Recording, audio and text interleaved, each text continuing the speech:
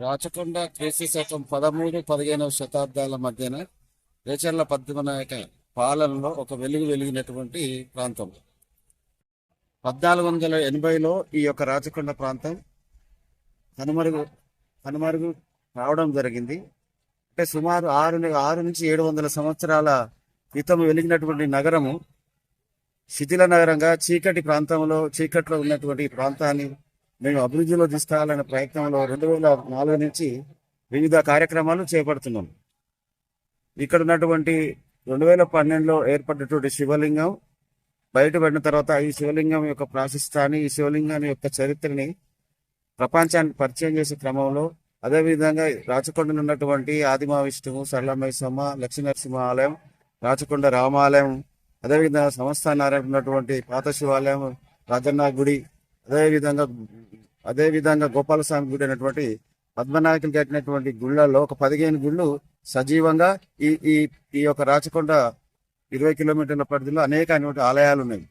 ఈ ఆలయాలు ఉన్నట్టుగా ప్రపంచానికి తెలవాలనే ఉద్దేశంతో మేము రాచకొండ పర్యాటక ఉత్సవాలు అనేది గత 8 సంవత్సరాల నుంచి చేస్తూ వచ్చాం.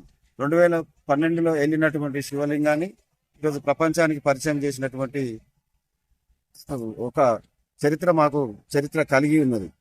అదేవిధంగా ప్రతి సంవత్సరం ఉత్సవాలు చేస్తూ ప్రతి 3 రోజులు వరుసగా ఇక్కడ వచ్చినట్టు పర్యాటకులకు మంచినీటి వసతి, అన్నదాన కార్యక్రమం, అదేవిధంగా రాత్రి వేళలో ఉన్నటువంటి కరెంటు సరఫరా అనేటువంటి ఈ 3 కార్యక్రమాలు మేము రాచకొండలో చేస్తాం. అదేవిధంగా రాష్ట్ర భాషా సంస్కృతి శాఖ ఆధ్వర్యంలో కూడా మేము పర్యాటక ఉత్సవాల భాగంగా పేరు నృత్యము, భరతనాట్యము, ఒగ్గు కళాకారులు, వాయిద్య కళాకారులు, వివిధ సంగీత భంగిమలు ఉన్నటువంటి ప్రదర్శన ప్రతి సంవత్సరం చేపిస్తాం.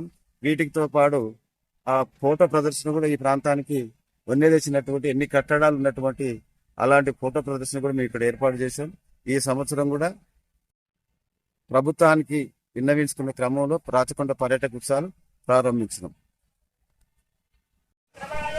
రాచకొండ సుందరమైన అద్భుతమైనటువంటి ఈ ప్రాంతము భువనగిరి యాదాద్రి జిల్లాలోని సమస్త నారాయణపురం మండలంలోని రాచకొండ గ్రామంలో ఒక గొప్ప పురాతన నగరం ఉన్నది. అదే దాన్ని రాచకొండగా పిలుస్తారు.